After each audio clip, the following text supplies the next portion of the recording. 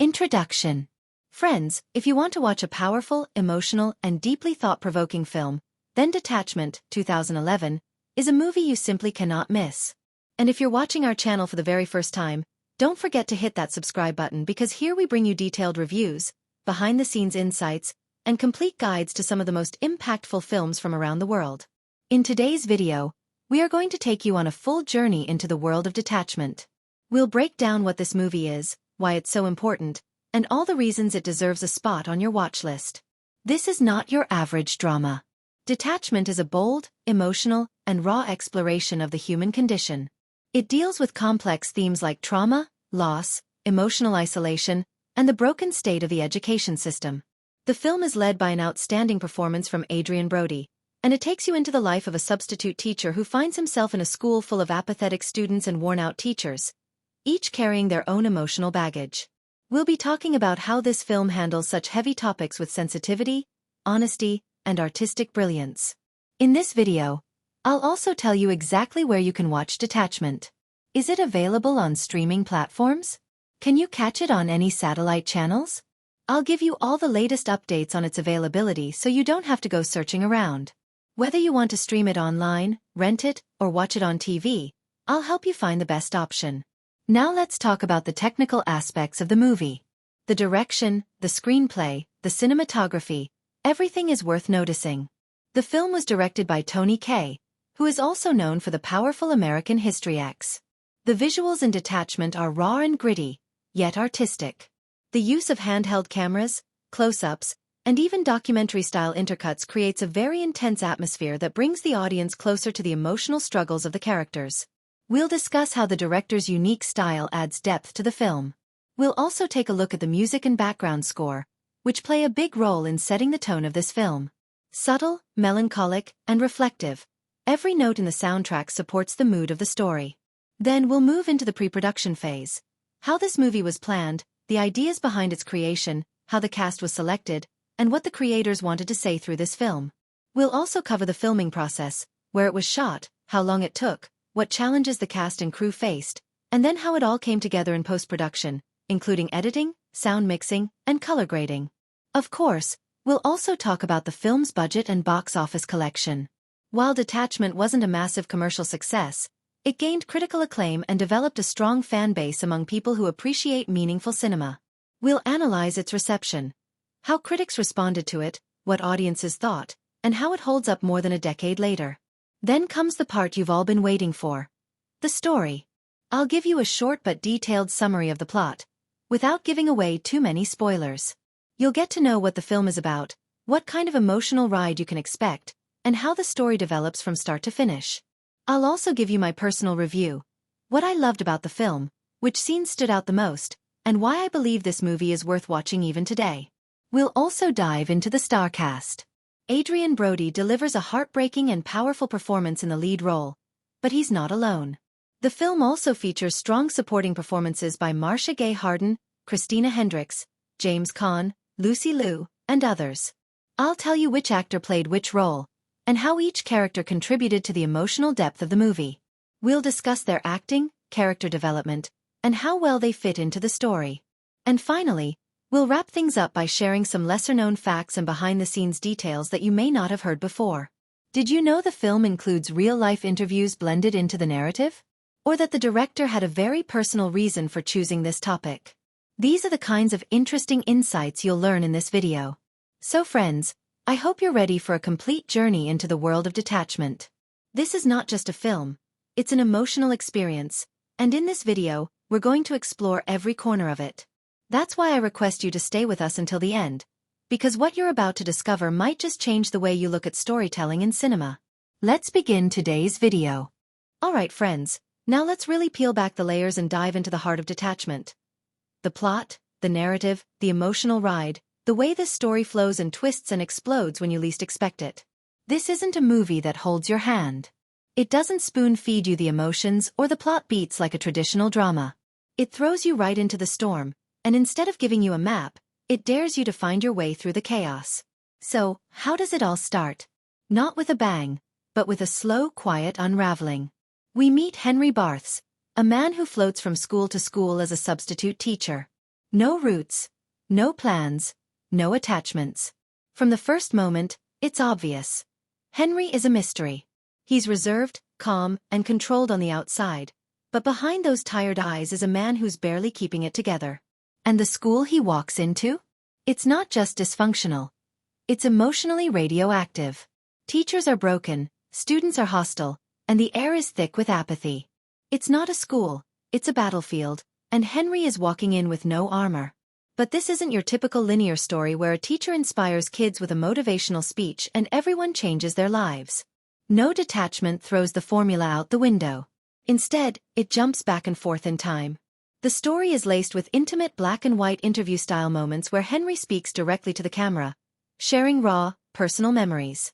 These aren't polished speeches. They're confessions. You don't get the full story at once. You get flashes, fragments, moments of a painful past that slowly reveal why Henry is the way he is. Abuse, abandonment, guilt. It's all bubbling just under the surface.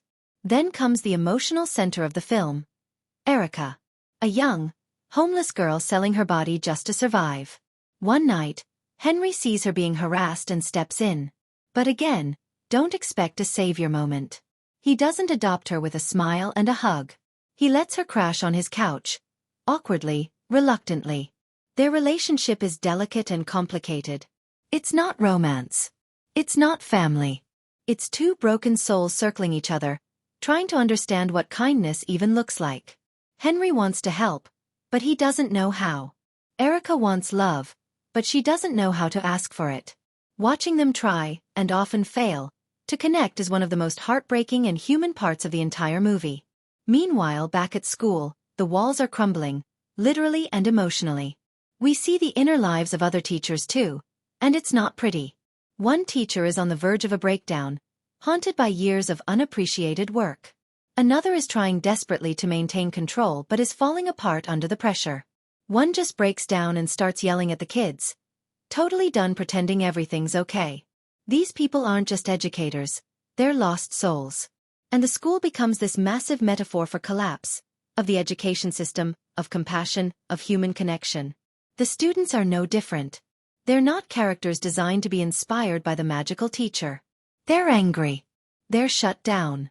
They're survivors of their own emotional wars. One girl, Meredith, is an overweight, intelligent student who's constantly bullied and dismissed. Her scenes with Henry are quiet but electric. You can feel the pain under her surface, and when she finally breaks, it's one of the most devastating moments in the film. Then there's Marcus, a teen who's angry at the world and desperate for direction. And even he sees something in Henry, a flicker of someone who still cares. And through all this chaos, Henry keeps teaching. His lessons are short, often intense, sometimes poetic. He talks about literature, about loss, about society falling apart. But really, he's talking about himself. Every word he says in class is another piece of his broken heart laid bare. And slowly, even though he fights it, he begins to connect. Not because he wants to, but because the pain around him won't let him look away anymore. But remember, this story doesn't move in a straight line. It's jagged. It's emotional. You feel like you're sitting inside Henry's head, floating through his memories, his regrets, his moments of silence. Scenes don't just cut, they bleed into each other. One moment you're in the middle of a classroom fight, and the next, you're watching a quiet moment in a hospital room with Henry's dying grandfather, the only family he has left. And that relationship? It's another emotional wound.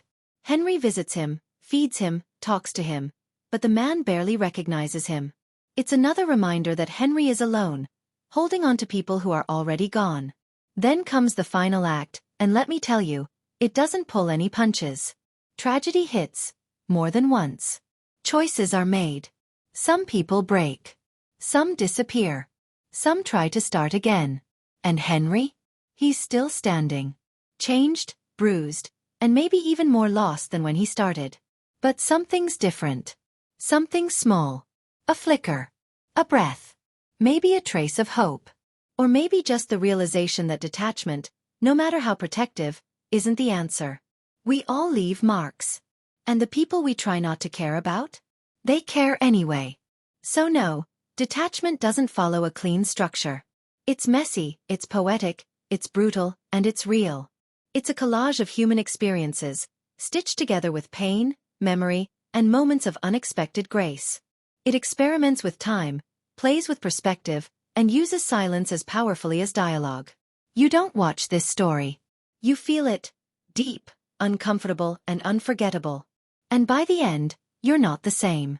You're just a little more awake. A little more aware of the quiet battles people fight every day.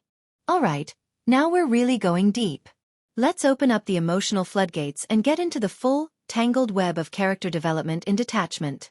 Because this film doesn't just give you characters who change, it gives you characters who bleed, who claw their way through emotional wreckage, who are sometimes so raw and exposed, you don't know whether to look away or lean in closer. This is not a movie filled with heroes and villains. It's filled with people. Complicated, hurt, messy, beautifully broken people. And their stories don't just shape the film, they are the film. Let's begin again with Henry Barthes, our substitute teacher turned reluctant emotional sponge. This man is like a haunted house with all the lights turned off. Every hallway inside him is filled with shadows, grief from a childhood filled with trauma, guilt he can't name, memories that sit in his chest like anchors. He moves from school to school as if he's trying to outrun something invisible. And he's not just emotionally closed off, he's mastered the art of staying detached, of hovering above his life instead of living in it. But the brilliance in his character is how life refuses to let him stay on autopilot. The more he tries to be just a teacher, just a substitute, just someone passing through, the more the world around him pulls at his humanity. The students, the teachers, even the strangers he meets, they all chip away at his emotional armor. Now, Henry doesn't go through a dramatic 180. That's not his arc. His transformation is internal. It's in the twitch of his jaw when he sees a student cry. It's in the way his voice falters when he tries to talk to Erica. It's in the look in his eyes when he visits his grandfather, who barely recognizes him but remains the only connection to a past that still haunts him. Henry's character arc is built on the idea that caring hurts. That attachment leads to pain.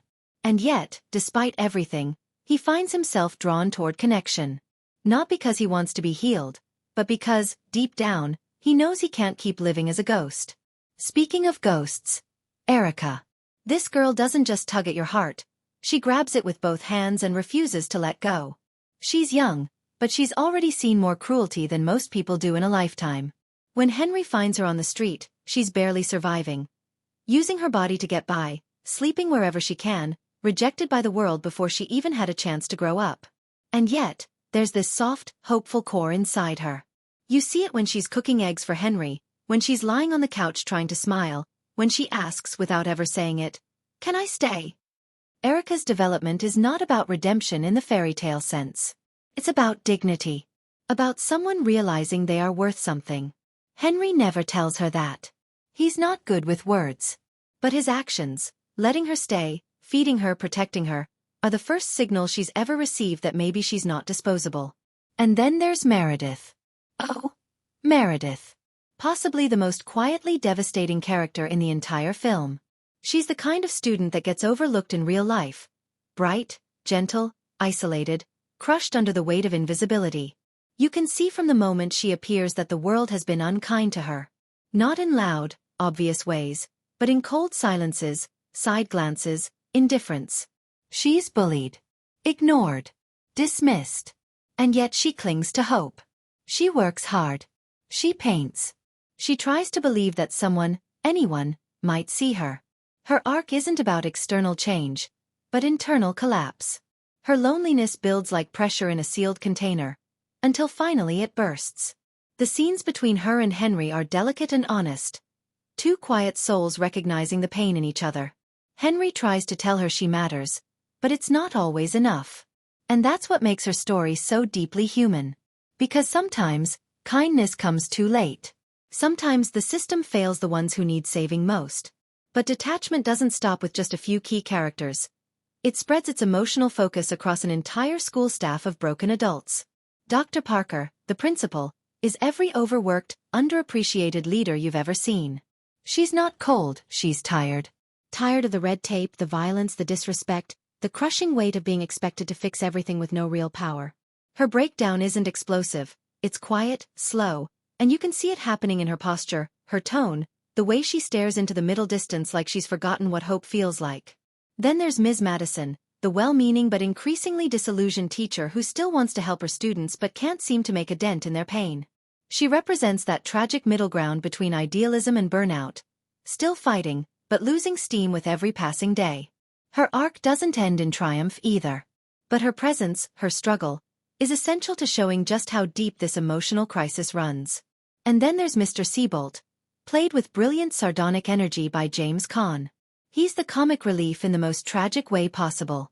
His sarcasm is a mask. His cynicism is armor. He jokes through everything because if he stops joking, he'll probably fall apart. Underneath the wisecracks is a man who's seen too much and cared too hard, and now he's just trying to survive the day without completely losing it. His arc doesn't lead to a breakthrough, but his collapse is no less impactful. Even the students with smaller arcs leave marks. There's Marcus, a troubled kid who lashes out but doesn't know why. There's the boy who makes a genuine effort and still fails. There's the girl who says nothing but carries volumes in her expression. These characters may not get long scenes or backstories, but each one is a thread in the larger tapestry of emotional disconnection and fragile humanity. Their presence reminds you that everyone in this school, every hallway, every classroom, is bursting with untold stories. What makes all these arcs so powerful isn't just the writing. It's the way the characters interact. This film isn't about isolated journeys. It's about collisions. Henry's restraint bumps into Erica's vulnerability. Meredith's silence echoes in Henry's guilt. The teachers reflect back pieces of Henry's future if he doesn't find a way to reconnect. Every relationship in this film acts like a mirror, showing characters parts of themselves they've tried to bury. And through all of it, the question lingers. Can anyone truly remain detached? Can a person live without forming attachments, without investing emotionally, without opening themselves up to the possibility of pain? Detachment doesn't give you easy answers. But it shows you what happens when you try. It shows you the cost of emotional distance. And it shows over and over that even the most damaged, guarded, and distant people are still capable of being touched. Sometimes by just a glance, a word, or a shared moment of silence. These aren't just characters. They're people. Real, flawed, breathtakingly human people. And by the end of the film, you're not watching a story about character development. You're watching a story about emotional survival. About what it means to feel in a world that constantly tells you not to. And once you've seen them, really seen them, you won't forget them. Because deep down, you'll recognize pieces of yourself in every single one. Let's crack open the performances in Detachment like we're lifting the lid on a pressure cooker of raw, emotional steam. Because that's exactly what this film delivers.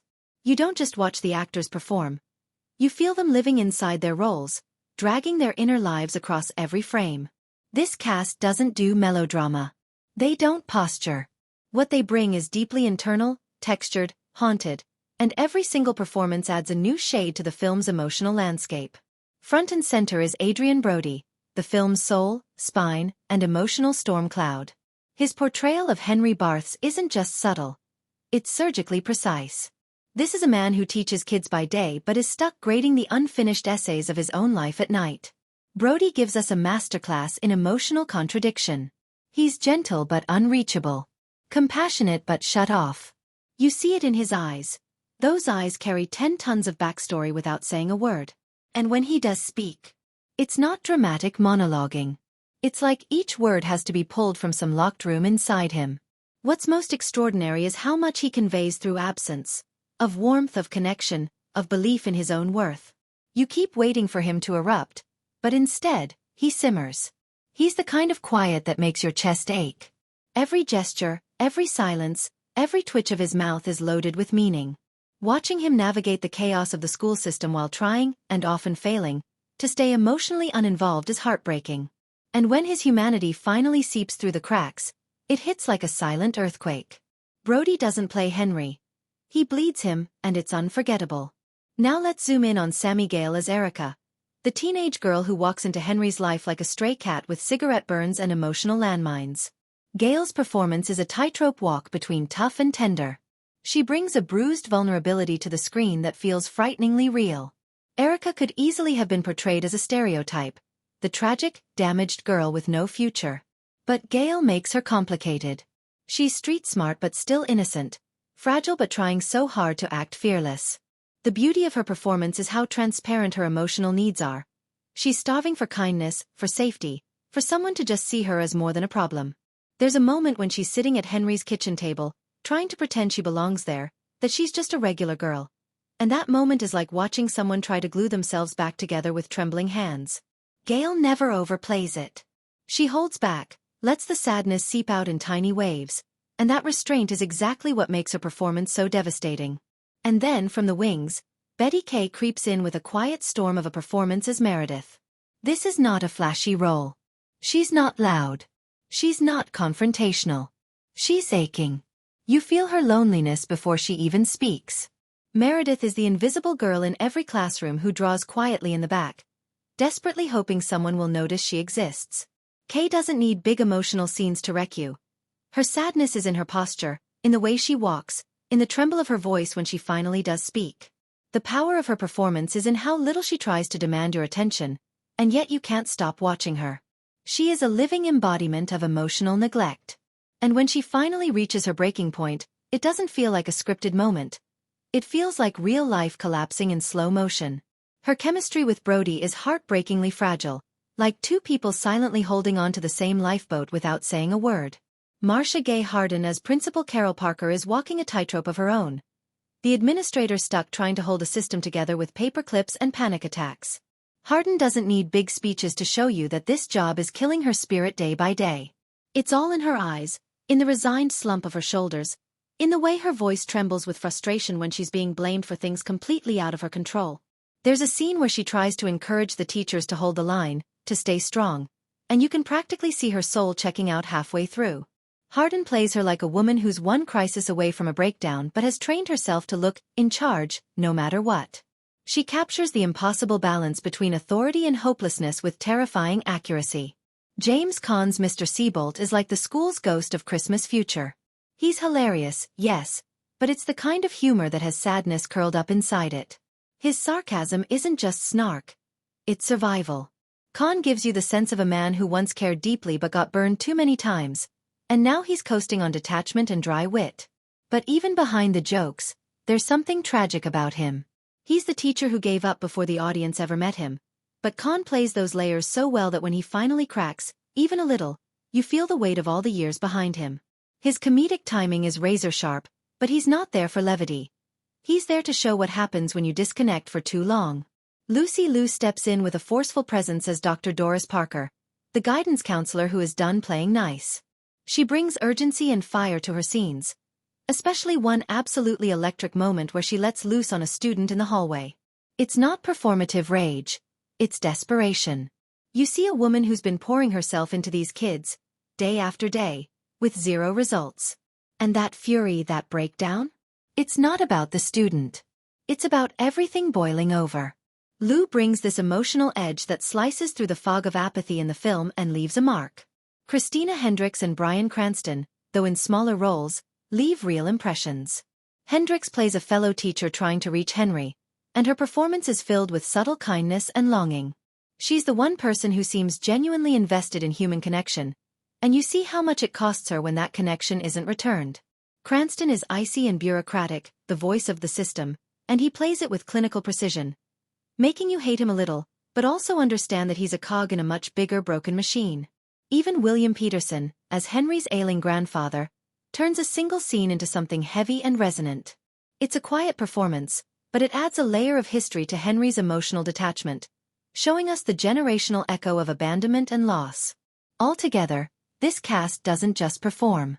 They embody the emotional wreckage of a broken education system and the people trapped inside it. What makes the acting in Detachment so special is that everyone is on the same emotional wavelength. No one's acting in a different movie. They're all tapped into the same frequency of burnout, pain, fleeting hope, and unspoken need. Whether it's a 5-minute role or a lead performance, every actor adds a vital thread to this emotionally raw tapestry. They don't just sell the story. They are the story. And they leave you feeling like you've walked through a storm of real people, with real pain, trying to make it through one more day. Alright, let's dive even deeper into Tony Kaye's directorial magic and Detachment, because there's so much more bubbling under the surface of this film's raw emotional core.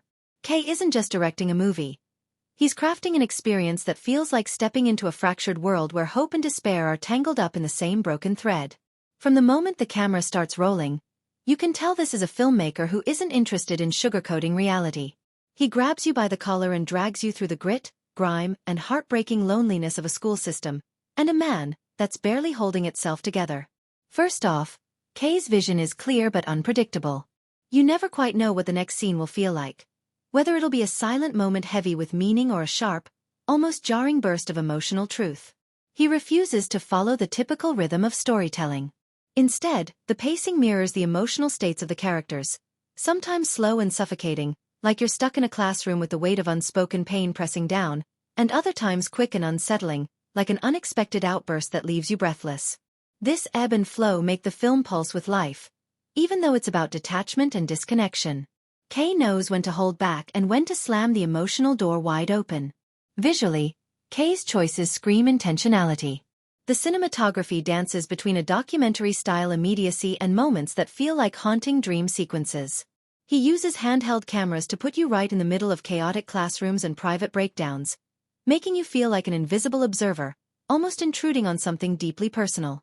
But then suddenly, he pulls back with static symmetrical shots that isolate characters in empty hallways or classrooms.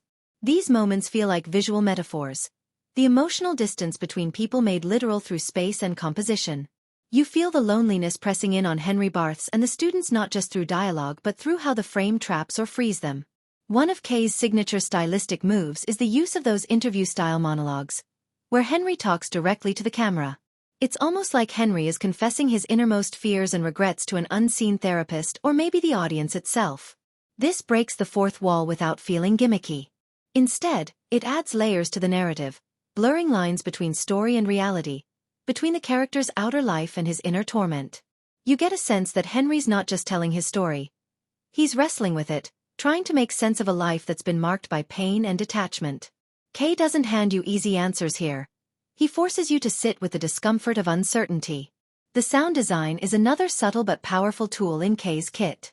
Ambient noises, the distant chatter of kids, the clang of lockers, the muffled cries from a classroom, are woven into the background almost like a soundtrack of everyday chaos. It never feels polished or cinematic in the usual sense.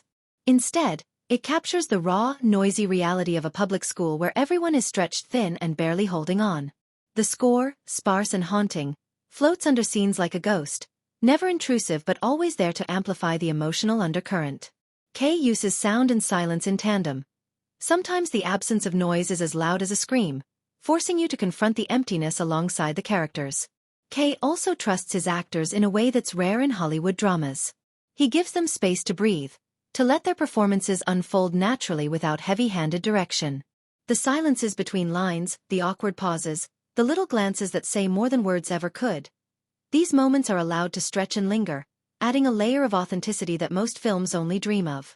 Watching a character hold back tears or struggle with a simple conversation feels like eavesdropping on real human interaction, messy and imperfect. Another interesting directorial choice is how Kaye handles time and memory. The film occasionally slips into montage-like sequences, fragments of memories, sketches on a chalkboard, snippets of dialogue that float in and out of focus. These moments don't just serve as narrative devices. They're emotional signposts, guiding you through the characters' inner landscapes. It's like Kaye is trying to show us how past trauma, fleeting hopes, and broken dreams swirl inside Henry and the kids, sometimes too heavy to carry and sometimes too painful to forget.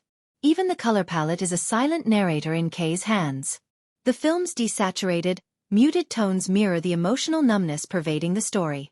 Blues, grays, and faded browns dominate the screen, creating a visual feeling of coldness and distance. Yet, in scenes where genuine connection or vulnerability peek through, like moments between Henry and Erica or Henry's grandfather, the colors soften slightly, hinting at warmth beneath the surface. It's a subtle but powerful way Kaye paints the emotional highs and lows without a single word. Tony Kaye's Detachment isn't about smooth storytelling or comforting resolutions. It's about the raw, jagged edges of human experience, the things we try to hide, the walls we build around ourselves, and the fragile moments when those walls crack just enough to let a sliver of light in. His direction is fearless, sometimes uncomfortable, always deeply human. He makes you feel the chaos and silence, the pain and the fleeting hope, not just through the script or performances but through every visual and auditory choice. This film doesn't just tell you a story. It makes you live it. And that's Tony Kaye's directorial signature, turning film into an unflinching mirror held up to the complexity of real life.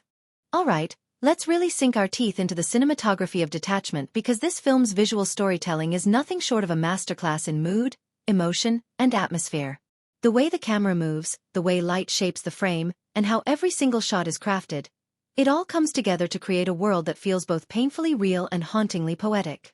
From the very first moment, the cinematography sets a tone that's gritty, intimate, and raw. You're thrown right into the middle of the public school chaos with handheld cameras that shake just enough to make you feel like you're there, caught in the swirl of noise, tension, and heartbreak. This isn't the smooth, glossy look of a typical drama.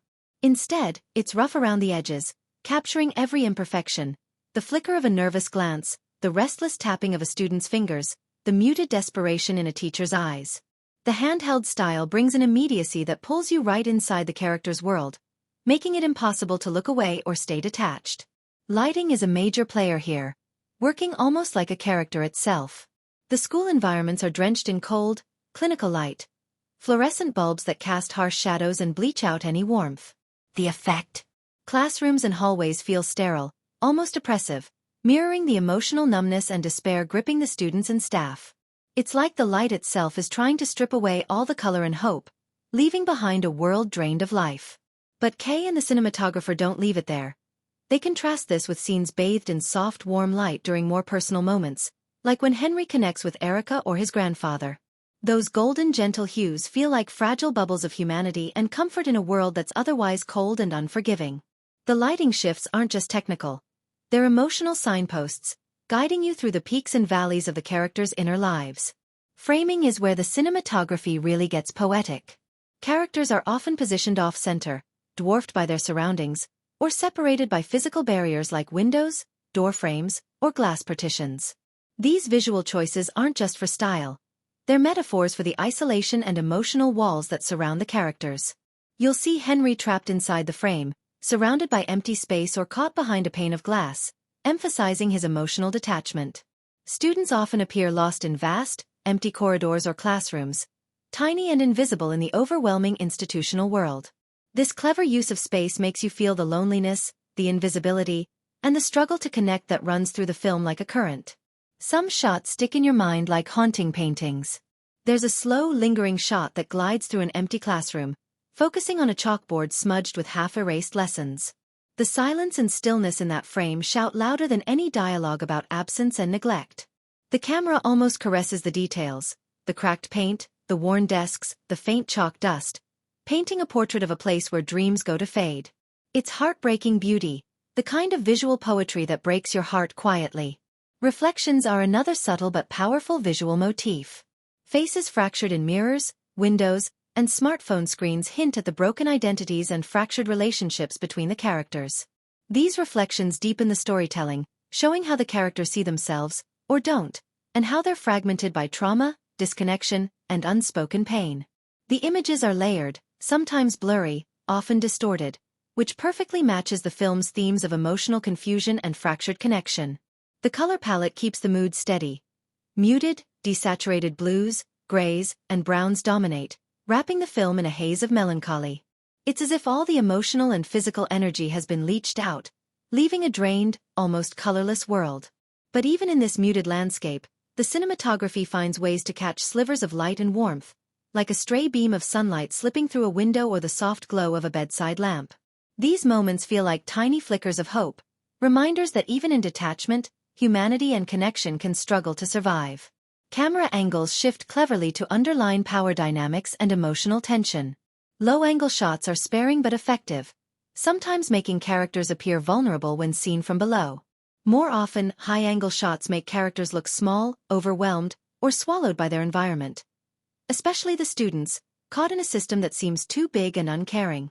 These shifts in perspective draw you into their emotional experience, letting you see the world through their eyes or feel the crushing weight pressing down on them. Movement and rhythm of the camera are just as expressive as the images themselves.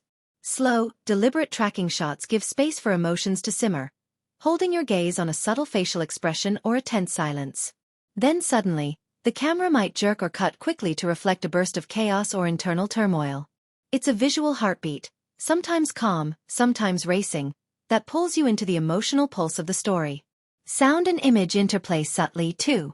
The camera often lingers on mundane, everyday sounds, the scrape of a chair, the murmur of distant voices, the hum of fluorescent lights, which ground the visuals in gritty reality. These details make the world feel lived in and real, intensifying the emotional atmosphere without ever overwhelming the viewer. In short, the cinematography of Detachment doesn't just show you a story. It immerses you in a sensory experience that captures the emotional complexity of its characters and their world. Every camera angle, every shift in lighting, every carefully composed frame is a brushstroke in a larger emotional portrait. One of loneliness, despair, but also fragile hope. Watching the film feels like stepping inside the characters' minds and hearts, experiencing their pain and fleeting moments of connection through the eyes of a camera that truly understands their story. Alright, let's really dig deep into the editing and pacing of Detachment, because this film's rhythm isn't just a background beat. It's an emotional conductor guiding how you experience every twist, turn, and silence.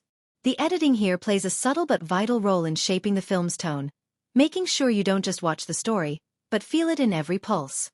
From the very beginning, the editing sets a pace that feels intentionally measured, almost like the slow ticking of a clock counting down the emotional moments unfolding on screen. It's not racing toward a climax with loud cuts or flashy transitions.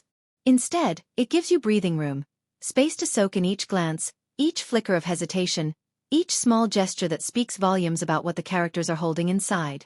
This slower pace might seem risky, but it's exactly what the film needs to avoid feeling rushed or superficial. It lets the emotional complexity simmer, allowing you to really sink into the mood without being jerked along. But don't mistake this measured pace for sluggishness. The editor masterfully balances moments of quiet contemplation with bursts of intensity that grab your attention. When the emotional stakes rise, whether it's a tense confrontation, a raw outburst, or a heartbreaking moment of vulnerability, the cuts tighten up, the camera angles shorten, and the rhythm quickens. These sudden shifts feel like the film's heartbeat accelerating, making you catch your breath alongside the characters. Then, just as quickly, the film pulls back again, giving you a chance to process, reflect, and prepare for what's coming next. Transitions between scenes aren't just technical moves. They're emotional bridges that carry you gently from one mood to another.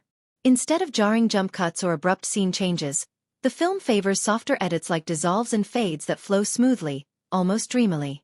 These seamless transitions make the film feel less like a series of discrete events, and more like a continuous emotional journey. You're not just watching a story unfold, you're drifting through the characters' inner worlds, following their thoughts and feelings as they shift and flow. It's a smart choice that enhances the film's contemplative, almost poetic quality. One of the most fascinating aspects of the editing is how it handles time and memory. The film doesn't stick strictly to linear storytelling. Instead, it weaves in fragmented sequences, brief, sometimes disjointed flashes of past moments or memories, that interrupt the present timeline. These editing choices mirror the way trauma and emotional pain don't stay neatly packaged in the past but bleed into the present unpredictably. These brief montages don't necessarily clarify the story, but deepen its emotional resonance. They give you a glimpse into the fractured psyches of the characters, showing how their histories haunt them and influence their actions in the here and now. Another standout feature is the integration of Henry Barthes' direct-to-camera monologues. These moments, where Henry breaks the fourth wall, are edited into the narrative with a unique rhythm and tone. They act as emotional punctuation marks throughout the film, offering insight and reflection without breaking the flow. The editing weaves these monologues seamlessly into the story, making them feel like intimate confessions rather than interruptions. This technique adds texture and complexity, layering the film's narrative in a way that keeps you engaged and intrigued. The pacing also cleverly reflects the film's central themes of detachment and connection.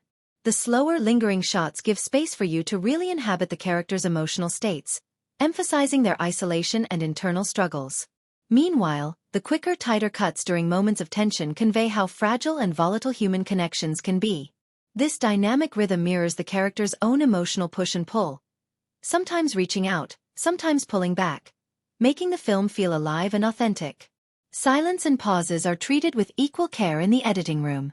The film doesn't rush to fill every second with dialogue or sound effects. Instead, it lets quiet moments breathe, using silence as a powerful tool to build tension and deepen emotional impact. These pauses give you room to absorb the subtext, to notice the unspoken feelings flickering across a face or in a glance. The editing respects these silences, treating them as meaningful moments of reflection rather than empty gaps. It's a nuanced choice that adds to the film's emotional honesty and realism. Even the small details of rhythm, the way shots linger just long enough to capture subtle expressions, or how quick cuts snap you into moments of chaos, are carefully calibrated to guide your emotional journey. The editor's hand is invisible but deeply felt, shaping the flow so that it never feels mechanical or forced. Instead, it feels organic, like you're moving through a lived experience, not just watching a constructed story. In the end, the editing and pacing of Detachment work together like a finely tuned instrument. They create a rhythm that pulses with the characters' inner lives, sometimes steady and calm, sometimes erratic and intense, always alive. This flow pulls you deeper into the narrative, making you not just a spectator but an emotional participant. It's a reminder that good editing is more than just cutting scenes together. It's about crafting a rhythm that resonates, amplifies, and ultimately transforms the way a story is told and felt. Let's really dive deep into the soundtrack and score of Detachment because this film uses music in a way that's almost like a silent character, subtly guiding your emotions and shaping the entire viewing experience. The music doesn't scream for attention or try to take center stage. Instead, it works quietly but powerfully, creating an atmosphere that's both haunting and intimate, perfectly tuned to the film's themes of loneliness, pain, and fragile human connection. From the opening moments, the soundtrack sets the tone with a minimalistic and atmospheric approach. It's not about grand orchestral swells or catchy melodies. Rather, it leans on sparse piano notes, gentle strings, and ambient soundscapes that feel like they're breathing alongside the characters. This kind of restrained composition invites you to lean in closer, to listen not just with your ears but with your heart. The music feels almost like a whisper, an undercurrent beneath the dialogue and visuals that adds layers of meaning without ever overwhelming the scene. What's fascinating is how the score uses recurring musical motifs and themes that gently weave throughout the film. These motifs act like emotional threads connecting different moments, characters, and moods. You might hear a particular delicate piano phrase or a soft string progression reappear in various scenes, sometimes as a barely there hint and other times as a more pronounced melody. These repetitions build a kind of emotional continuity, reminding you of the characters' ongoing struggles and the weight of unresolved feelings.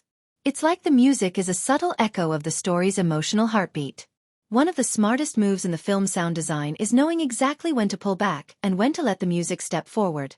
There are plenty of scenes where the score falls away almost completely, leaving room for silence or natural ambient sounds to take over.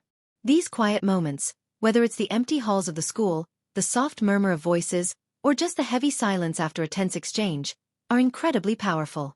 The absence of music here is almost like a canvas, making you hyper-aware of every subtle sound and gesture. It heightens the tension and amplifies the emotional weight without a single note being played. When the music does rise, it's never overpowering or manipulative. Instead, it gently lifts the emotional currents, adding nuance and depth to what's unfolding on screen. The score is like a sensitive companion, nudging you toward feelings of sorrow, hope, or empathy, but always leaving space for your own interpretation. It's a soundtrack that trusts the audience, respecting your intelligence and emotional range rather than spoon-feeding you exactly how to feel. What's also worth noting is how seamlessly the soundtrack blends with the film's natural soundscape. The hum of everyday life, the scrape of chairs, distant footsteps, classroom chatter, merges effortlessly with the musical elements, creating an immersive auditory world. This integration makes the environment feel alive and authentic, while the music quietly colors the emotional backdrop. It's not an add-on or an afterthought. It's woven into the very fabric of the storytelling, like an invisible thread tying everything together. There are a handful of standout pieces in the score that linger long after the film ends. These moments manage to capture the bittersweet tone of the movie, a delicate balance between despair and fragile hope.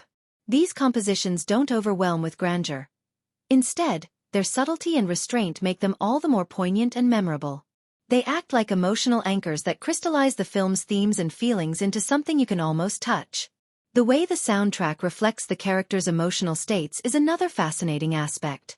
For example, when Henry Barthes retreats into his detached, cynical world, the music often becomes cold and sparse, mirroring his isolation and emotional numbness. On the other hand, moments when he or other characters reach out for connection or vulnerability are accompanied by warmer, more melodic sounds, suggesting the possibility of healing or understanding. This musical contrast deepens your insight into the characters without a single line of dialogue. The use of silence, too, is almost musical in its own right. Silence here isn't emptiness. It's charged with meaning. The soundtrack and score know when to step away, letting the quiet speak volumes. These silent moments build tension, allow for reflection, and create emotional space that's just as important as any melody. It's a rare skill in filmmaking, and Detachment handles it with remarkable grace. In short, the soundtrack and score of Detachment are masterclasses in subtlety and emotional nuance. They don't dominate or distract. Instead, they quietly enhance and elevate the film's mood, themes, and characters. The music becomes a vessel for the unspoken, pain, longing, hope, and the fragile, messy nature of human connection. It's an auditory experience that stays with you long after the film ends, inviting you to feel and reflect in ways words alone could never achieve. Alright, let's really sink our teeth into the themes and messages of Detachment, because this film is a deep dive into some of the most complex and raw aspects of human experience, and it does so with a kind of gritty honesty that grabs you and doesn't let go. What's so compelling is that the themes don't just hang around on the surface. They are woven into every scene, every character interaction, and every silent moment, making the film a rich tapestry of emotional and philosophical exploration.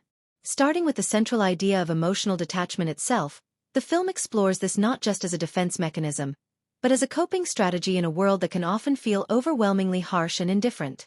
Henry Barthes, the substitute teacher, is like a walking embodiment of this theme. He's detached, drifting through life like a ghost, trying to keep everyone at a safe emotional distance to avoid pain.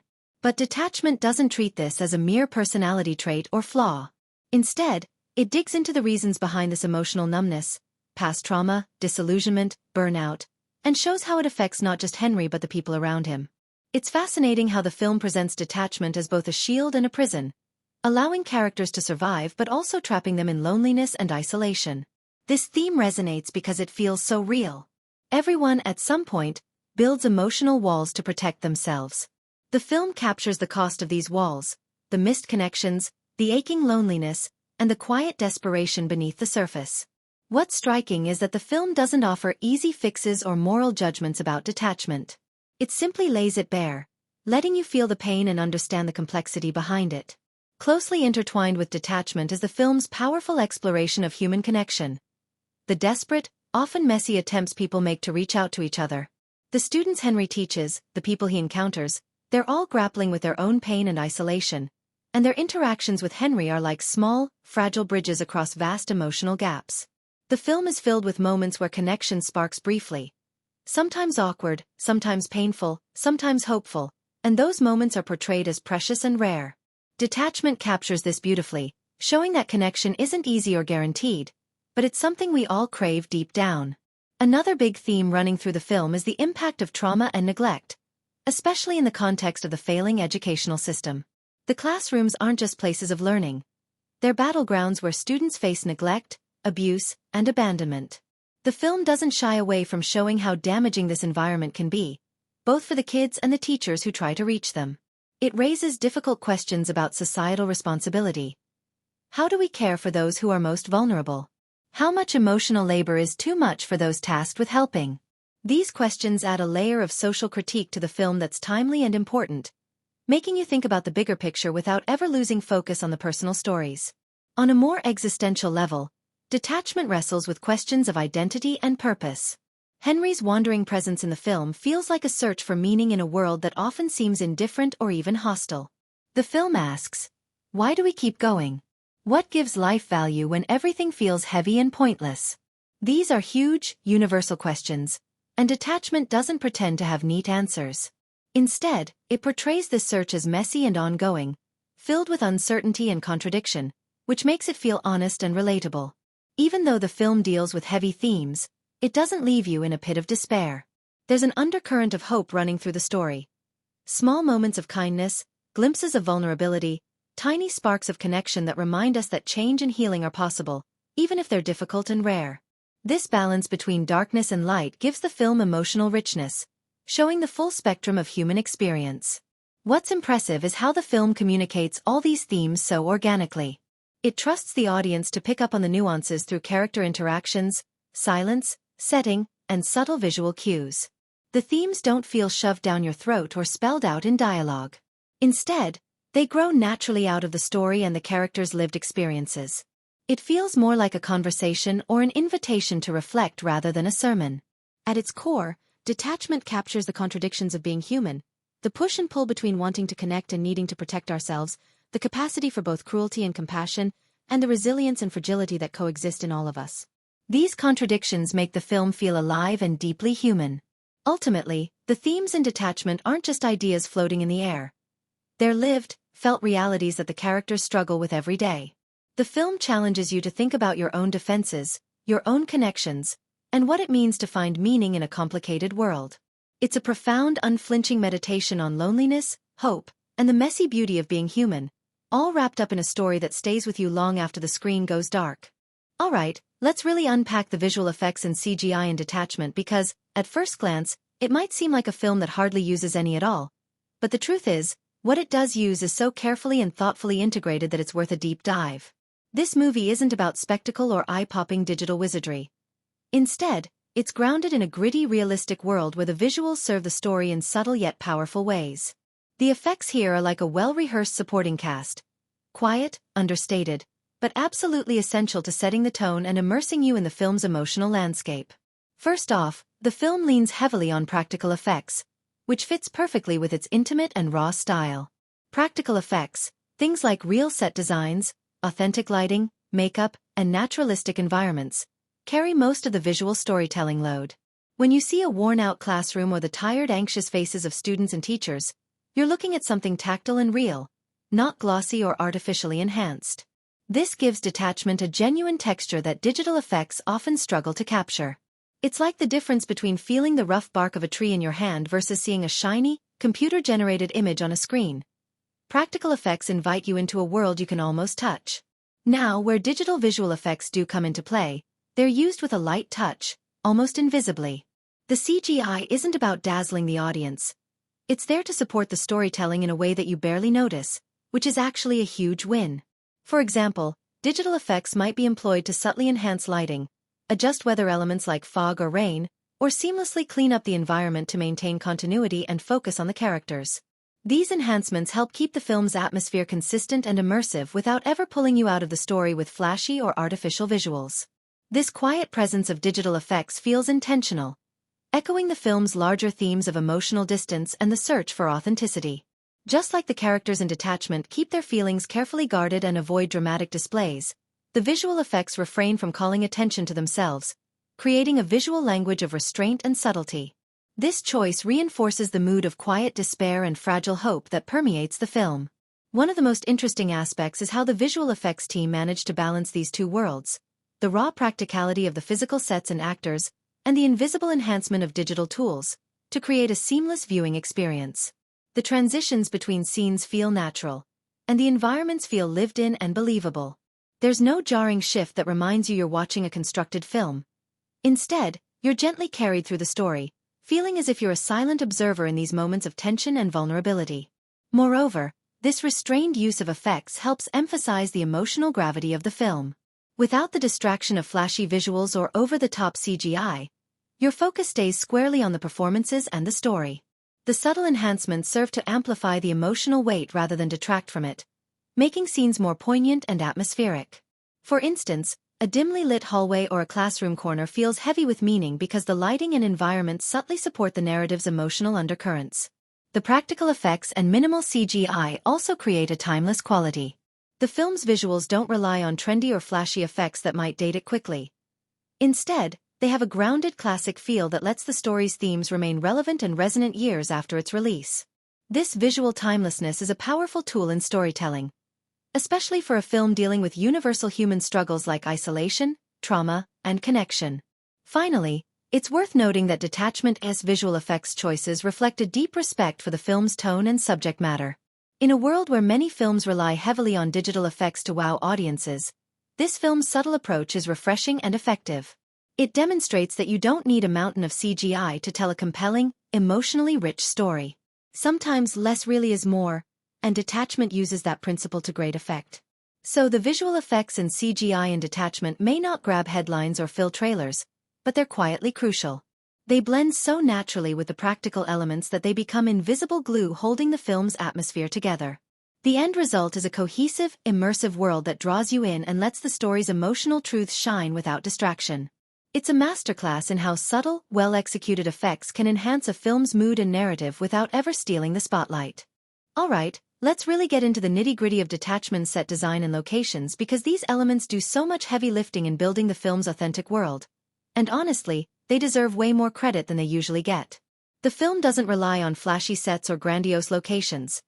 Instead, it uses carefully chosen realistic environments that feel raw, gritty, and perfectly in tune with the emotional undercurrents of the story. These aren't just places where the action happens.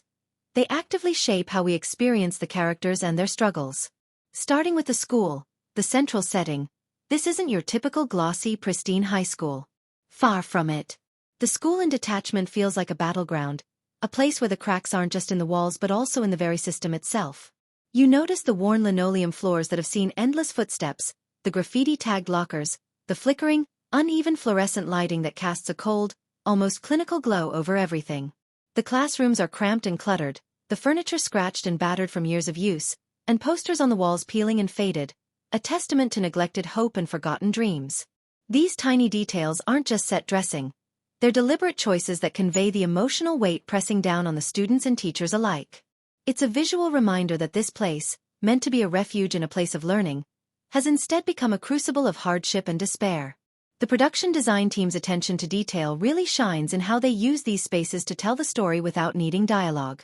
For example, in hallways where chaos often reigns, the random placement of broken chairs or scattered papers feels like silent testimony to past conflicts and the restless energy of the students.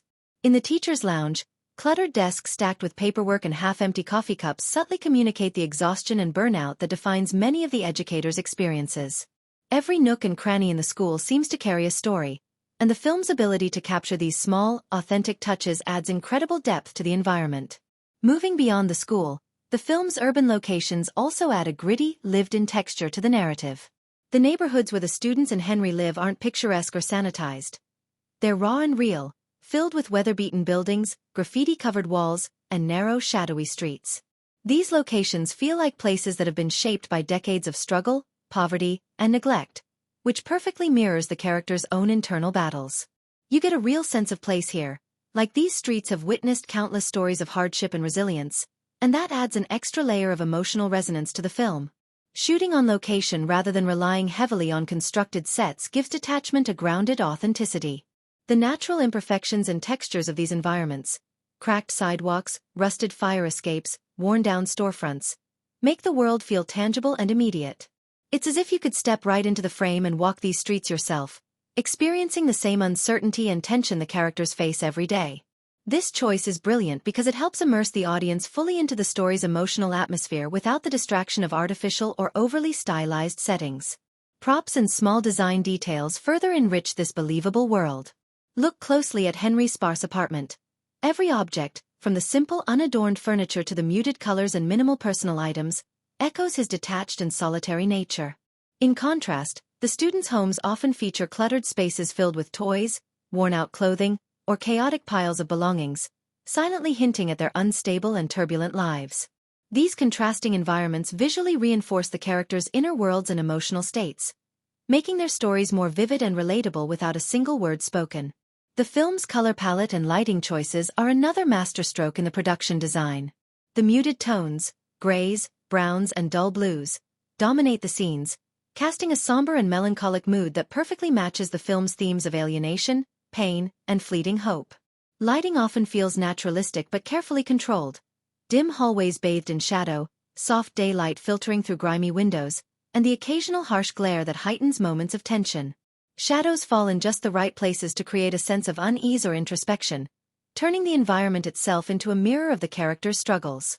It's as if the spaces are breathing alongside the story, quietly intensifying the emotional impact. What makes Detachment's set design and locations truly stand out is how effortlessly they support the narrative without ever overwhelming it. The world feels organic, as if these are real places inhabited by real people with messy, complicated lives. There's no sense of artificial staging or forced symbolism. Everything fits naturally within the story's tone and themes. This seamless integration means the environments don't just hold the story up, they actually push it forward, deepening our connection to the characters and their challenges. In fact, you could say the settings almost become characters themselves. Silent, watchful presences that influence and reflect the emotional landscape. The school's cold, worn halls, the cramped apartments, the bleak city streets, they're all part of the story's fabric, shaping the moods and choices of those who inhabit them. They remind us that environment matters. It can shape a person's experience just as much as their own decisions or circumstances. So, in Detachment, the production design and location choices go far beyond mere backdrop duties. They create a fully realized immersive world that is both visually compelling and emotionally resonant. The gritty realism, the attention to small details, and the evocative lighting all come together to build a believable setting that supports the film's heavy themes without losing sight of the human stories at its core. It's a fantastic example of how thoughtful design and authentic locations can elevate a film, making the story feel raw, real, and unforgettable. Let's jump right into the dialogue and script of Detachment because this film's words are like a quiet pulse running through every scene, giving life and texture to its complex characters and heavy themes. The script isn't about flashy one-liners or snappy comebacks. It's more about capturing the raw, sometimes uncomfortable truths of human connection, alienation, and survival. The dialogue feels incredibly natural and unforced, as if you're overhearing real conversations between people who are struggling to be heard and understood. It's that kind of writing that doesn't just tell you what the characters are feeling but lets you feel it alongside them. What's striking about the script is how it balances moments of emotional weight with surprising flashes of sharp wit and insight. The film doesn't drown you in bleakness. Instead, it offers glimpses of humor and humanity amid the hardship. These moments make the dialogue feel lived in and honest, reminding you that even in dark times, people find ways to express hope, frustration, or even irony. For example, Henry's lines often carry a dry, almost detached tone that perfectly matches his character, but every so often, he drops a remark that reveals his deep pain or his desire to connect, and that contrast makes those moments hit even harder. The way the script handles conversations between teachers and students is particularly compelling. These exchanges aren't sugar-coated or overly dramatic. They feel fragile, sometimes awkward, sometimes charged with unspoken emotions. The students' voices are distinct and layered, some guarded and defensive, others raw and vulnerable. This diversity in dialogue adds to the film's realism and emotional complexity. It's not just about what's said but also what's left unsaid. The silences, the hesitations, the glances that carry as much meaning as the spoken words. The script respects the intelligence of its audience by trusting that subtlety can often be more powerful than exposition. There are also standout lines scattered throughout the film that linger long after you've heard them. These aren't catchy quotes meant to be repeated at parties but rather profound snippets that capture the film's themes. Lines about pain, detachment, and the human need for connection. They feel like small revelations dropped into the narrative at just the right moments, inviting reflection and sometimes even discomfort. These lines don't just define the film. They deepen its emotional resonance, making you think about the characters and their situations well after the credits roll. Another interesting aspect of the script is its pacing and rhythm. The dialogue flows in a way that feels natural, never rushed or forced, allowing scenes to breathe and characters to express themselves without feeling artificial. Conversations sometimes meander, echoing how real life feels when people try to open up or protect themselves. This imperfect, sometimes messy rhythm makes the film's world feel even more authentic, drawing you into the characters' inner lives and struggles. The script also does a fantastic job of layering multiple themes through its dialogue. Education, trauma, loneliness, hope, and despair all weave through conversations with nuance. Characters often discuss issues indirectly, hinting at deeper emotional wounds or societal problems, which adds richness and complexity. The language isn't overly poetic or flowery. It's straightforward but weighted with meaning, a perfect match for a story that's about the difficult realities people face when they're disconnected from those around them. Ultimately, the script's strength lies in its honesty and restraint. It doesn't try to manipulate your emotions with melodrama or bombastic speeches. Instead, it invites you into a world where people speak in ways that feel true to life. Sometimes clipped, sometimes hesitant, sometimes raw and unfiltered.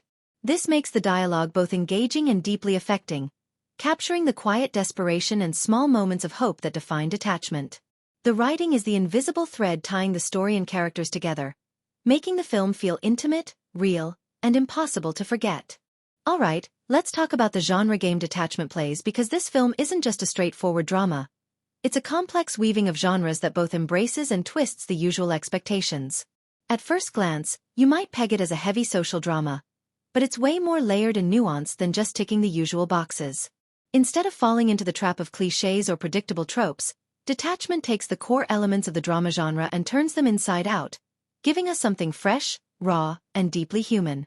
Typically, a drama dealing with troubled schools and lost kids might lean heavily on melodrama or become overly sentimental, but Detachment sidesteps that.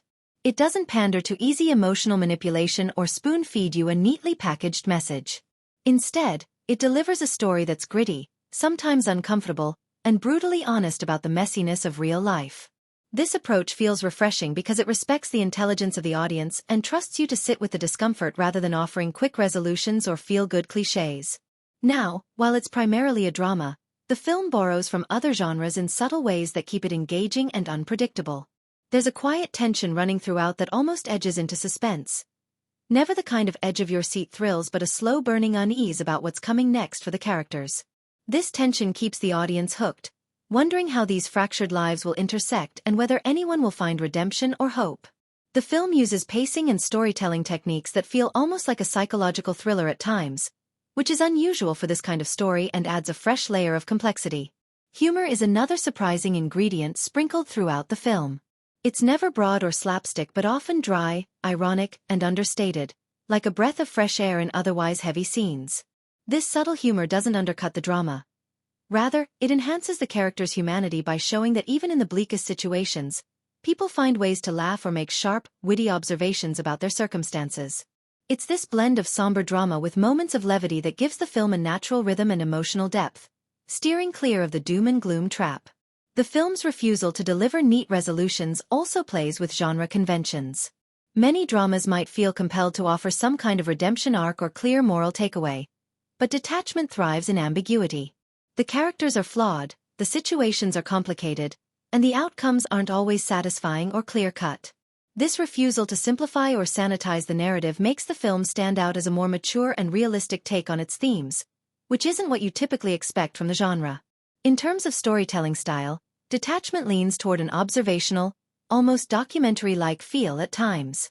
This choice distances it from melodramatic dramas that rely on heightened emotions and instead invites the viewer to become a silent witness to the character's struggles.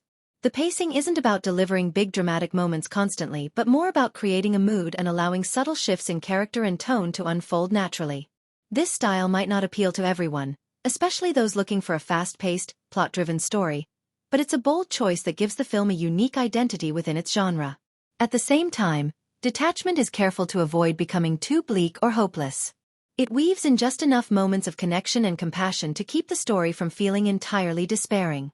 These moments are understated but powerful, often communicated through small gestures or brief exchanges rather than grand speeches.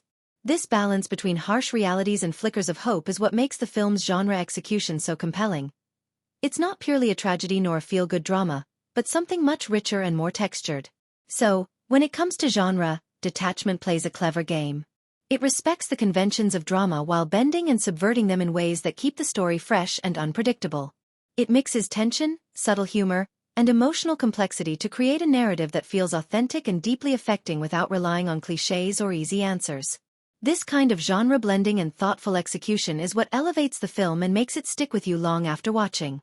Alright, diving into the social and cultural commentary of Detachment is like peeling back layers of a very raw, unfiltered look at some of the toughest realities in our modern world.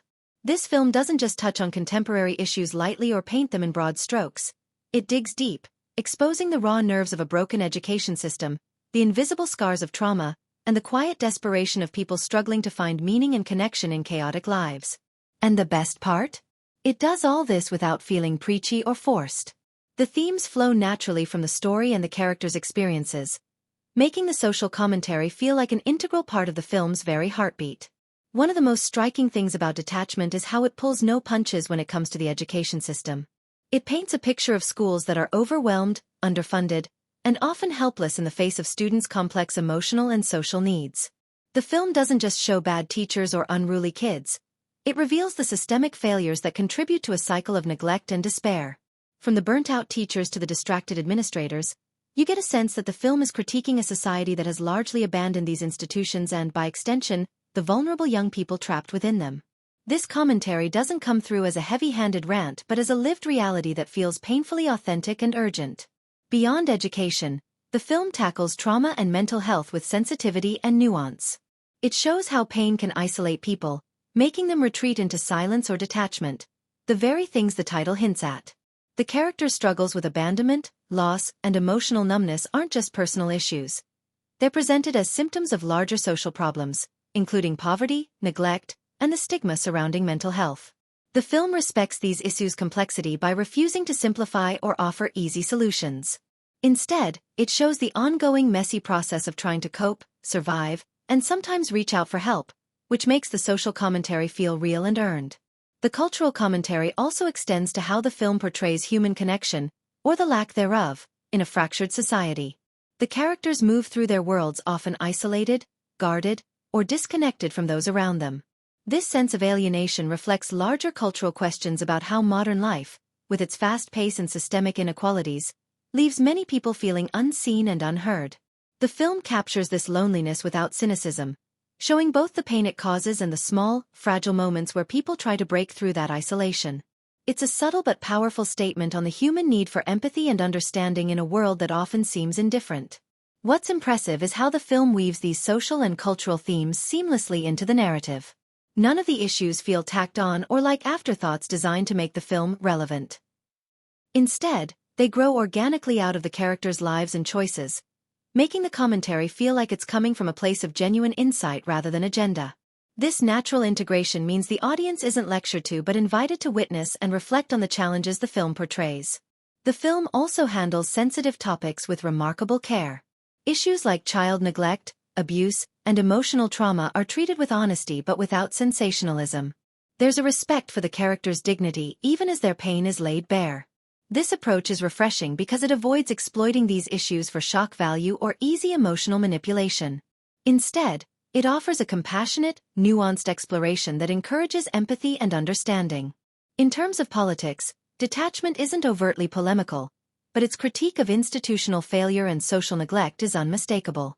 It holds up a mirror to society's blind spots, challenging viewers to consider how much responsibility we bear for the conditions that lead to the characters' struggles. The film's subtle yet incisive commentary invites ongoing conversation rather than handing down simple answers or solutions. Overall, the social and cultural commentary in Detachment feels woven into the fabric of the film, making it not just a story about individuals but a broader reflection on the world we live in. It's the kind of film that lingers in your mind, prompting questions about education, trauma, connection, and the ways society supports, or fails, its most vulnerable members. The commentary doesn't just add depth. It makes the film a powerful, thought-provoking experience that resonates beyond the screen.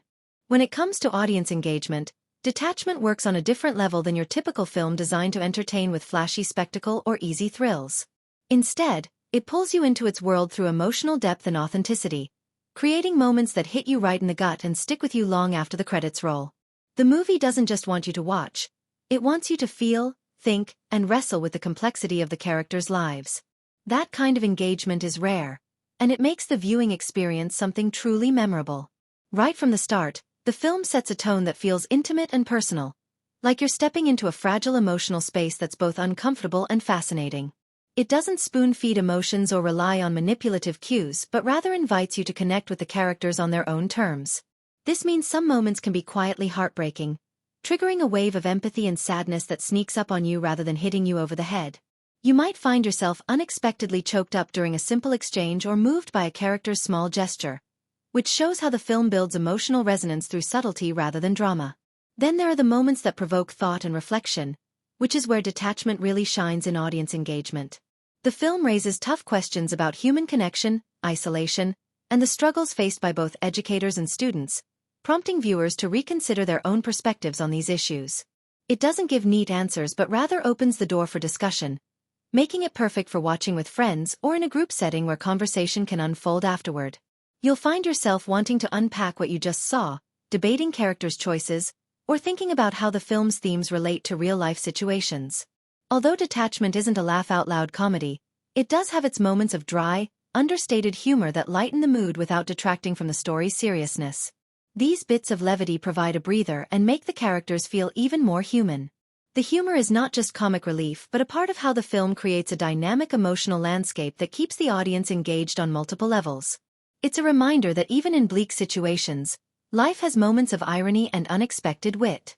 On the flip side, the film also delivers moments of shock or discomfort that catch you off guard and deepen your engagement. These aren't cheap scares or gimmicks but rather powerful emotional jolts that highlight the harsh realities the characters face. Whether it's a raw confrontation or a sudden glimpse into a character's pain, these moments break through any emotional distance you might feel and pull you fully into the story. This willingness to confront uncomfortable truths makes the film more impactful and unforgettable. What's fascinating about Detachment is that it invites repeat viewings. The story's layers and the complexity of the characters mean you'll likely discover new details or emotional beats each time you watch. It's not a film that reveals everything in one go. Instead, it rewards patience and reflection, turning every viewing into a deeper experience. This kind of layered storytelling keeps the audience coming back, eager to understand the characters' motivations and the film's themes more fully. The film also engages viewers by creating a kind of emotional intimacy rarely seen in dramas about troubled schools and social issues. It doesn't position the audience as distant observers but instead pulls them close, making you feel like you're part of the characters' world, sharing their struggles and hopes. This immersive quality makes the engagement feel personal and lasting. In essence, Detachment connects with its audience not through spectacle or easy emotions but through honest, unvarnished human experience. It makes you laugh softly, think deeply, and sometimes sit quietly with difficult feelings. The emotional highs and lows aren't manufactured. They grow organically from the story and the characters, making every reaction feel earned and genuine. That kind of engagement transforms a simple movie night into an experience that stays with you, sparks conversation, and invites you to see the world a little differently. Let's dive into how Detachment stacks up against other films in its genre and beyond, because this movie isn't just another entry in the school drama or social issue category. It really carves out its own space with a distinct voice and approach. When you think of movies about troubled schools, disillusioned teachers, or youth facing tough odds, you might immediately recall films like Freedom Riders, Dead Poets Society, or Half Nelson. Those movies have their own powerful messages and styles, often leaning toward inspirational or heroic narratives where teachers change lives and hope triumphs. Detachment doesn't follow that familiar formula. Instead, it offers a much grittier, more nuanced take that feels closer to a character study than a feel-good tale, which makes it stand apart from its peers. Compared to these classics, Detachment strips away the glossy, uplifting veneer and plunges into the raw, often uncomfortable realities of the education system and human struggle. It's less about the triumph of the underdog and more about the emotional toll on everyone involved. The kids, the teachers, the administrators. This perspective places it in the company of more indie or art house films rather than mainstream inspirational dramas. Films like The Class or Precious share some of this gritty realism and unflinching honesty, but Detachment manages to stay uniquely detached, pun intended, in its storytelling style, creating a sense of observational distance that invites reflection rather than emotional manipulation. Looking at the director's filmography, Detachment fits into Tony Kaye's body of work as a director unafraid to tackle challenging subjects head-on with a raw, unpolished style. If you've seen Kaye's earlier work like American History X, you know he's comfortable with difficult, provocative themes, and Detachment carries forward that willingness to confront harsh social realities. Yet, it's tonally different from American History X. Less explosive but equally intense in its emotional undercurrents. The director's ability to capture the fragmented, chaotic emotional landscape of the characters is a hallmark here, showing growth in subtlety while maintaining that edge. Compared to other films exploring mental health, trauma, or social neglect, Detachment stands out by its refusal to sentimentalize or offer easy redemption arcs. For instance, movies like Good Will Hunting or A Beautiful Mind explore personal struggles with a clear narrative of recovery and hope, often guided by a mentor figure. In Detachment, the journey is more ambiguous, more fragmented, reflecting the messy, unresolved nature of real-life trauma and disconnection. This realism is what gives the film a weight and authenticity that some more polished Hollywood dramas can lack. In the landscape of films about teachers, Detachment feels like a fresh breath because it refuses to paint educators as either saints or villains. The protagonist isn't a superhero but a flawed, weary man navigating his own demons while trying to make a difference in a system that seems designed to wear him down. This complexity offers a counterpoint to the often idealized or simplified portrayals in the genre, adding layers of emotional truth that make the film more compelling. Visually and stylistically, Detachment also distinguishes itself. While many films in this category use a more traditional narrative style, this film experiments with pacing, tone, and narrative focus, offering moments that feel almost documentary-like in their rawness and immediacy. This artistic choice aligns it with more experimental indie films rather than mainstream dramas, appealing to viewers who appreciate movies that challenge conventional storytelling. Overall, when you put Detachment side by side with its genre cousins and the director's other works, it's clear the film isn't here to play it safe or repeat familiar beats. Instead, it stakes a claim as a daring, emotionally complex film that offers a new lens on well-trodden territory. It's a film that demands attention and reflection, and that makes it a unique entry that both honors and disrupts the genre's expectations in equal measure. When it comes to symbolism and metaphors, Detachment is like a treasure chest full of subtle, thought-provoking gems that quietly enrich the story without ever feeling heavy-handed or obvious. The film operates on multiple levels, inviting viewers to look beyond the surface and catch those hidden visual cues and recurring motifs that give extra weight to its themes of alienation, trauma, and the struggle for connection. It's like a visual and narrative puzzle where every piece, no matter how small, contributes to a bigger picture of emotional detachment and human fragility. One of the most striking symbols in the film is the recurring motif of water and rain. Water often represents cleansing, renewal, or emotional release in movies, but here, it carries a more ambiguous meaning. The scenes drenched in rain or featuring water tend to underline the characters' emotional states, sometimes suggesting a kind of cleansing or hope, but often emphasizing loneliness, coldness, or the feeling of being overwhelmed. It's a visual metaphor for the characters being submerged in their own struggles, drowning in isolation even as they search for something to hold on to. Water isn't just a backdrop, it becomes a silent character, reflecting the inner turmoil without saying a word. Another clever use of symbolism is the frequent shots of empty or fragmented spaces. Empty classrooms, vacant hallways, or cracked walls. These spaces don't just set the scene. They mirror the emotional emptiness or fractured psyches of the characters. The emptiness isn't just physical but psychological, emphasizing the detachment everyone feels.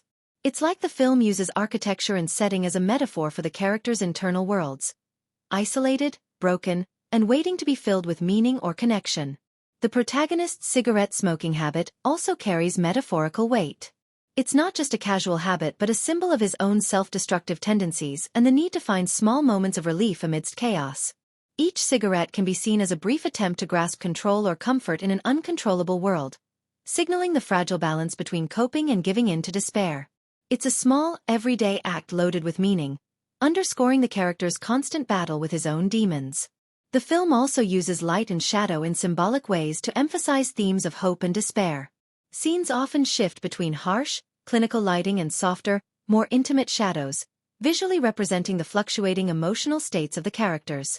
Bright lights sometimes feel cold and exposing, highlighting vulnerability and the harsh realities they face, while shadows create spaces for quiet reflection or hidden pain.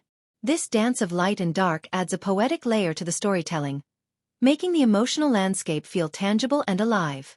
The recurring presence of books and written words is another fascinating metaphor in Detachment. Books represent knowledge, escape, and the possibility of connection, yet in the film, they often sit untouched or serve as a reminder of missed opportunities and unfulfilled potential. This use of literary symbolism underscores the tension between what the characters yearn for and what they actually experience. A world where learning and growth are constantly challenged by emotional barriers and societal failures. Even the title, Detachment, is itself a powerful metaphor, capturing the emotional distance that both the characters and the film's narrative maintain.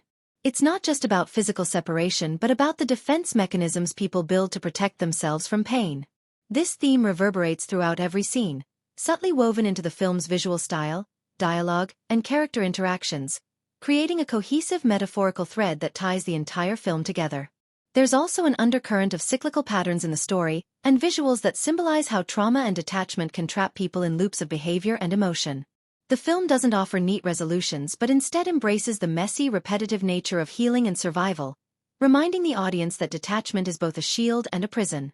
All these symbolic elements aren't just there to decorate the story. They actively deepen our understanding of the characters and themes.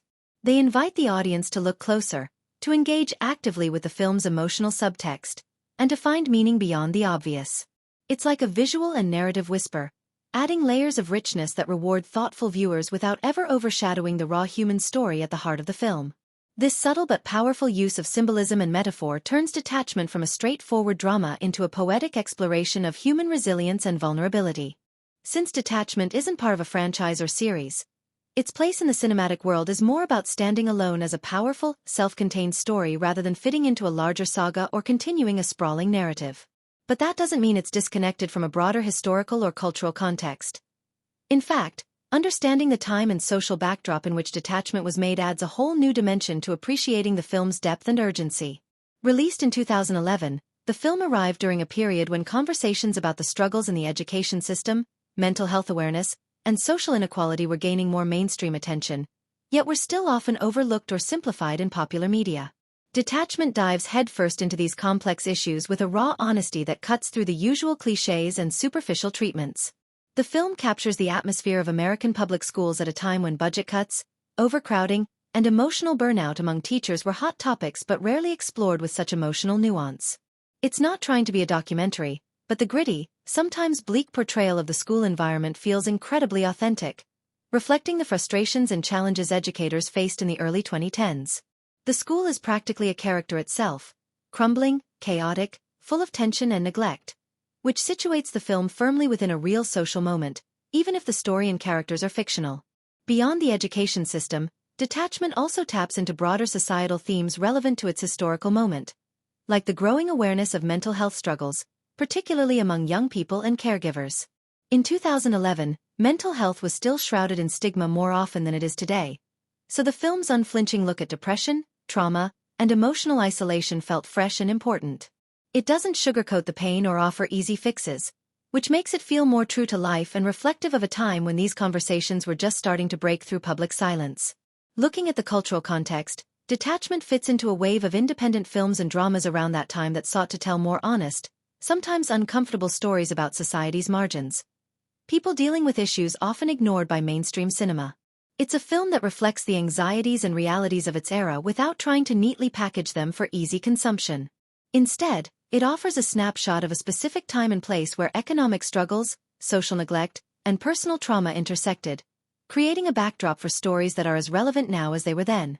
While it doesn't fit into a historical genre with costumes and period details, the film's contemporary setting is immersive in its own right.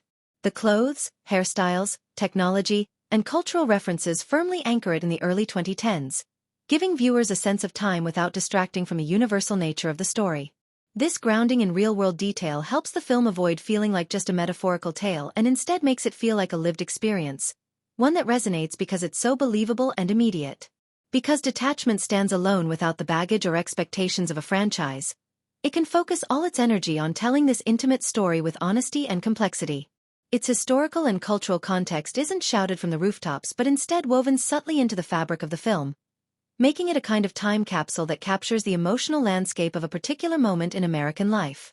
It's a quiet but powerful commentary on the era, using the personal struggles of its characters to reflect larger societal issues, which adds a rich layer of meaning for audiences willing to dig beneath the surface. In this way, Detachment acts almost like a bridge between personal narrative and social critique, offering a snapshot of its historical moment that feels both specific and timeless. It's less about history on a grand scale and more about the everyday realities that shape lives. And in doing so, it becomes a compelling portrait of a society wrestling with its own failures and hopes at a pivotal moment in recent history. Detachment is one of those films where the budget and the final product tell an interesting story all on their own. With a modest budget estimated to be around $1.5 million, it falls squarely into the realm of independent filmmaking, which means the filmmakers had to get creative and resourceful to bring such a deeply emotional and gritty story to life without the massive financial backing that blockbuster movies enjoy. This smaller budget actually works in the film's favor because it lends a raw, authentic texture to the production. There's none of the gloss or artificial polish you might expect from a big studio drama. The limited resources mean that every choice, from set design to camera work to casting, was deliberate, aiming for emotional impact rather than flashy spectacle. When it comes to production quality, Detachment punches way above its weight. The film's atmosphere feels incredibly genuine, and you can sense that the filmmakers focused on storytelling, performances, and mood over expensive effects or elaborate setups. The gritty, naturalistic look perfectly complements the film's themes of alienation and emotional struggle. The lighting, locations, and even the wardrobe feel lived in and realistic, which contributes to the immersive experience. In other words, the budget constraints didn't hold the film back. They shaped its unique character and helped it stand out from more polished, high-budget dramas that sometimes lose their soul to big production values. Now, when it comes to box office performance, Detachment wasn't exactly a blockbuster hit. It had a limited theatrical release and earned modest returns, grossing just over $500,000 worldwide.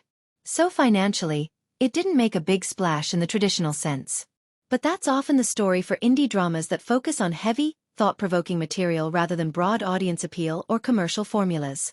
Its earnings reflect the fact that it was marketed to a niche audience who appreciate challenging, character-driven films rather than the mass-market crowd looking for entertainment escapism. Marketing for Detachment was fairly low-key, which is typical for indie releases. It didn't come with the big advertising campaigns or wide theater distribution that can drive box office success. Instead, the film found its audience through film festivals, word of mouth, and eventually home video and streaming platforms where viewers interested in serious dramas could discover it on their own terms. This more understated approach means that Detachment has enjoyed a kind of slow-burning appreciation rather than instant commercial triumph, which suits its introspective and complex nature. Audience reception played a key role in the film's financial story as well. While it didn't rake in huge box office numbers, Detachment developed a strong following among critics and viewers who valued its honest portrayal of difficult subjects and powerful performances. This critical support helped keep the film alive in conversations, and gave it a longer shelf life beyond its initial release window. So, in a way, its financial journey reflects the divide between mainstream commercial success and the kind of meaningful impact films like this have with dedicated audiences who seek out movies that challenge and provoke thought. To sum it up, Detachment is a perfect example of how a modest budget and a niche market can shape the trajectory of a film. It didn't need millions of dollars to create a lasting emotional experience, and while it didn't break box office records, it succeeded in connecting with viewers in a way that's far more valuable than ticket sales alone. Its financial story is a reminder that sometimes, the best films aren't the ones with the biggest budgets or highest grosses but the ones that tell authentic stories with heart and grit. If you're eager to experience Detachment in all its raw emotional intensity, you're in luck because while it may not be lighting up theaters anymore, it's still widely accessible through several viewing options that make it easy to enjoy whenever and however you want. Since Detachment is an indie drama from 2011, it didn't have the kind of massive theatrical rollout that blockbuster hits get, so catching it on the big screen these days is rare, typically reserved for special screenings, film festivals, or curated cinema events. But honestly, this movie's intimate, thoughtful tone often benefits more from a cozy, personal viewing environment than a bustling theater full of popcorn crunching and distractions. The easiest and most common way to watch Detachment now is through digital streaming and rental platforms. Services like Amazon Prime Video, iTunes, Google Play Movies, Vudu, and other popular digital marketplaces regularly offer Detachment either for rent or purchase. Renting digitally is a great option if you just want a one-time viewing without commitment, while buying it outright lets you build your own personal collection for repeated viewings. Streaming it on your smart TV, laptop, or tablet means you can control the environment completely. Pause when you need a moment, rewind to catch subtle emotional beats, or watch with headphones to really get lost in the score and performances. The flexibility is perfect for a movie that demands your full attention and reflection. For those who still love the tangible feel of physical media, Detachment is available on DVD and Blu-ray, and this format has its own special perks. Beyond just owning the film, physical editions often come loaded with bonus features like interviews with director Tony Kaye, behind-the-scenes footage, and sometimes commentary tracks that provide fascinating insight into the making of the film and its themes. These extras can deepen your appreciation and make for a richer viewing experience, especially if you're a cinephile who loves to peel back the layers of a movie's creation. Plus, Blu-ray offers the highest video and audio quality, so if you have a home theater system or a big screen setup, watching Detachment this way can bring out the nuanced cinematography and haunting musical score in crystal clear detail. Another great route, if you have access, is to check out specialty streaming services like Mubi, the Criterion Channel, or Sundance Now, which curate independent, art house, and critically acclaimed films. These platforms often spotlight Detachment from time to time, because it fits perfectly with their mission to highlight thoughtful cinema that pushes emotional and artistic boundaries. What's more, these services sometimes offer extra content like filmmaker interviews, essays, and contextual analyses that enrich the viewing experience and invite deeper reflection. This can turn a simple watch into a mini film study session, perfect for those who want to dive beneath the surface. While Detachment might not be a go-to for traditional theater viewing now, It's worth keeping an eye out for special screenings at indie theaters or film festivals. Watching the film surrounded by an audience who appreciates serious, challenging stories can amplify its emotional impact and create a shared experience that's unique and powerful. Hearing collective reactions, gasps, or moments of silence can add an extra layer of intensity and connection that home viewing sometimes can't replicate. That said, no matter where you watch it, the key to fully absorbing Detachment is creating the right atmosphere for yourself. This is not a background movie. It demands focus, quiet, and openness to the complex emotions it stirs. Turn off notifications, dim the lights, and settle in somewhere comfortable. The film's subtle storytelling, understated performances, and weighty themes reward patience and thoughtful attention. You might even want to watch it more than once to catch all the nuances and appreciate how it carefully unravels its characters' struggles. In short, whether you choose to stream Detachment instantly, rent or buy it digitally, pick up a DVD or Blu-ray for the full collector's experience, or hunt down a special screening, you have multiple paths to experience this haunting, powerful film. Each method offers something a little different, but all lead to the same rich, emotional journey. Just make sure to carve out time and space to let the story sink in, because this is a film that sticks with you long after the final credits roll.